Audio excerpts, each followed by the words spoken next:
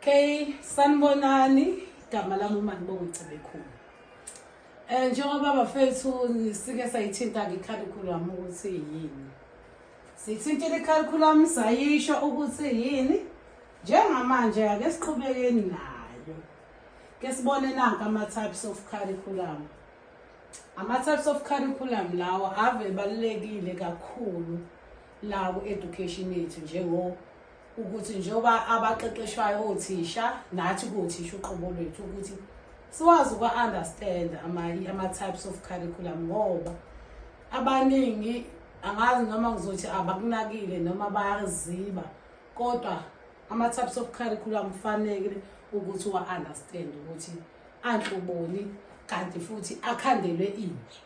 Nanka ilist yawo sine total curriculum, the total curriculum lena, kube the hidden curriculum, kube official or the planned curriculum and received curriculum, kuzoba informal and informal curriculum. Yiwo ke lama curriculum lawa esiwatholayo la kwi-education yethu okuyiwona futhi akuyinqubomgomo yasezikoleni okuyiwona okuqhutshwa ngawo. Ake siboneke the total curriculum ukuthi yona isiphatheleni. Nayi the total curriculum lana ngisuke ngizosho i-definition yakhona nawe ungazenzela ngeyakhe indlela kukhona ku Google ukuze mhlambe ungabe usukhala ngokuthi khona ngikushiyile. Uma khona ngikushiyile uzoyigcwalisela wena mfundi njengoba umfundi wase-university uzigcwalisele yona ulwazi. Mina la ngithatha nje ama-highlight ukubeka esithombeni ukuthi kwenzakalani. Ake sibone nayi the total curriculum ithiwani. The total curriculum in education can be refers to the curriculum that is planned by the school. When the school receives the whole syllabus for a year from the official, then they arrange the curriculum themselves. This includes to divide the work for all individual teachers. Teachers receive learners resources that support their teaching and learning for their subject that they teach. For example, a textbook, teacher's guide, and other materials such as charts and maps, etc. Lana bafethu i-total curriculum kahle kahle. Ile curriculum lena esuke isikuthiwa nje iqoqene isiphelele. Njengoba isiphelele le curriculum ila khona okusuke khona isikole sesikade sesiplan ukuthi okay nakho sizokwenza ngithi sezitholile i-syllabus ukuthi sizowenzani. Then bese beya-arrange ama-resources nabo othisha phela.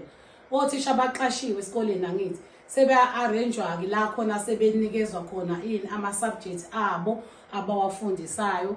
La khona suke sebenikezwa khona ama-textbook la khona uthisha sethola khona iy'ncwadi ezintsha la uzonikezwa khona abafundi iy'ncwadi yonke i-resources ye-subject. For example mhlawumbe ufundisa i-life skills.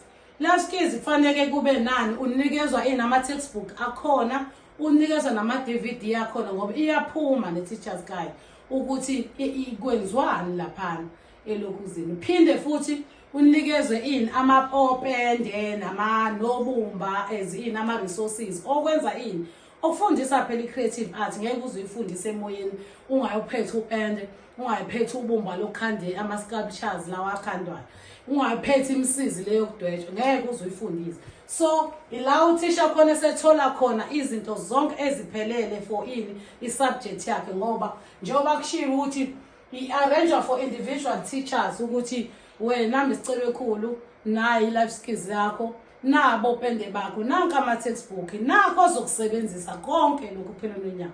Ukhumbule phela ukuthi uthisha nothisha unyaka nonyaka uyabhala applyela ama-resources akadingayo. So i-total curriculum i-based lapho. Ningayiphambanisi-ke nazi ukuthi nje lapho suke sekuyinto ephelele leyo isilethiwe iy'ncwadi yebo zayithola ingane. Seyithola othisha-ke phela manje sebethole okwabo nabo abazofundisa ngakho. Ngicabanga ukuthi konke lokho kuyabonakala ngoba njengoba ngishilo ukuthi othisha usuke bethola ama-textbook lawa ama-learners ahamba nani nama-teachers guide abo la khona othisha phela sebeguide ukuthi isifundo nesifundo kumele sifundise kanjani. So i-total curriculum i-based lapho. Ngiyabonga.